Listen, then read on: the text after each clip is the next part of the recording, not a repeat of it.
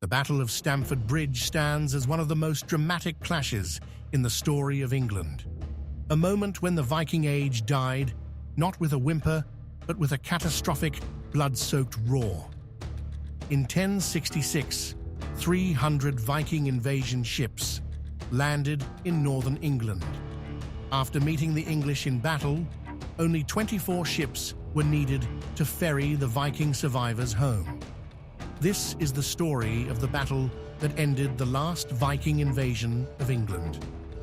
To understand how we got here, let's look at the situation in England at the time. When Edward the Confessor died in January of 1066, he left no heir, only chaos. Like blood in the water, the vacancy drew sharks. Harold Godwinson, Earl of Wessex, was crowned within hours, backed by England's noble council. But across the North Sea, the Norwegian king Harold Hardrada, the most feared Viking warlord of his time, had a competing claim, one he intended to press with steel. With him came Tostig Godwinson, Harold's own exiled brother, a bitter schemer who had spent months bouncing between European courts, begging for an army to reclaim his lost earldom of Northumbria. Tostig found his weapon in Hardrada. Together, they assembled a force of approximately 10,000 warriors aboard 300 Viking ships, a Norse invasion that hadn't been seen in generations. The Norse warriors ravaged Scarborough and drove deep into the Humber estuary, their longship fleet choking the river as locals fled in terror. Near York, two Anglo-Saxon earls, Edwin and Morcar, scrambled to resist. At the Battle of Fulford Gate on September 20th, they deployed their Anglo-Saxon army behind a strip of land anchored between river and marsh, establishing a disciplined shield wall. It wasn't enough. Hardrada baited Morcar into attacking a deliberately weak flank, then unleashed his veteran Norse warriors, men forged in decades of Scandinavian conflict, on Edwin's exposed line. The Battle of Fulford became a massacre. The earls fled. York fell. For Hardrada, it seemed as though England would soon be his. The Viking king celebrated at his camp in Rickhall, blissfully unaware of the storm racing toward him, because Harold Godwinson was already moving.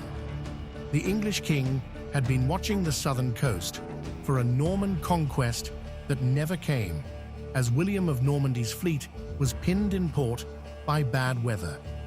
Then word arrived: a Norse invasion had broken through in the north. Harold made a decision that military historians still marvel at. He dissolved his southern army, rebuilt it almost overnight, and force-marched his Huscarl warriors and furred levies, paid soldiers and local militia, the twin pillars of Anglo-Saxon warfare, nearly 190 miles in under 5 days along old Roman roads. The speed was almost supernatural. This was medieval military history in motion. By the night of September 24th, Harold's exhausted but intact force had slipped silently into York, unseen. Hardrada, meanwhile, had arranged a routine meeting for the following morning. His men would march to Stamford Bridge, a crossing of the River Derwent, northeast of York, to collect hostages and supplies from the surrounding region. It was a warm September day, the kind that makes armor feel like a furnace. The Norse warriors, relaxed after their victory at Fulford, left most of their chainmail at their camp.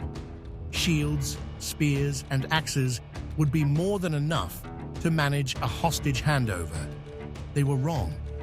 When the Norse vanguard crested the heights near Stamford Bridge, they saw a horizon choked with dust, the glint of thousands of weapons catching the morning sun. The Anglo-Saxon army, fully armored, fully rested, and furious, was coming fast. Panic rippled through Hardrada's men. Some captains urged retreat. The Viking king refused. He had fought impossible odds before and won. He planted his war banner and sent riders galloping back to their camp at recall for reinforcements. They would hold the English at the bridge. What happened next became legend. At the narrow bridge itself, a lone Viking berserker, massive axe in hand, reportedly held the entire English army at bay, cutting down attacker after attacker in a furious one-man last stand.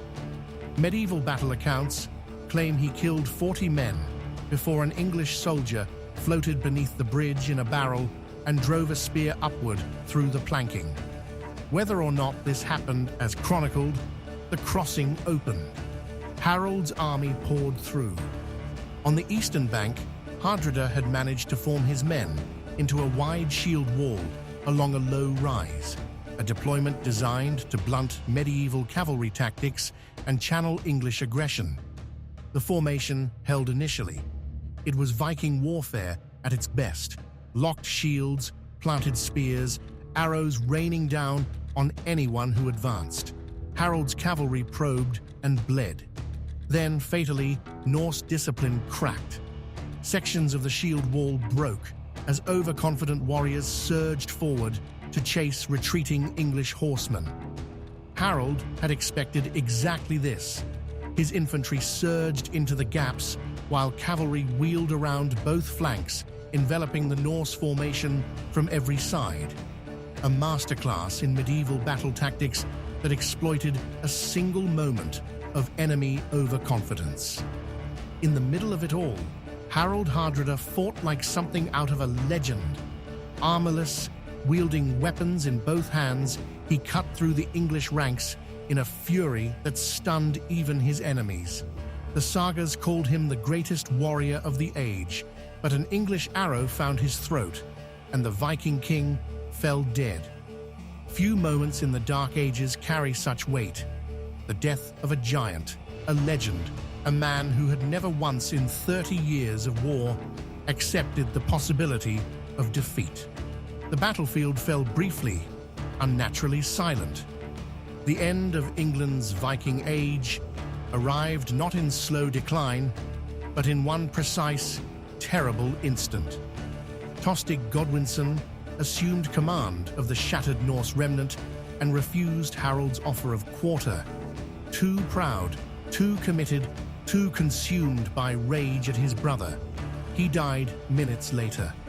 When Eystein Orry arrived from Rickall with 3,000 fully armed reinforcements, he crashed into the English flank in a desperate charge the Norse sagas call Orry's Storm. For a moment, it nearly worked. Then exhaustion swallowed the counterattack whole, and the survivors ran. Harold Godwinson marched to Rickall and offered terms to Hardrada's son, Olaf. Leave, swear never to return, and you live. Olaf accepted.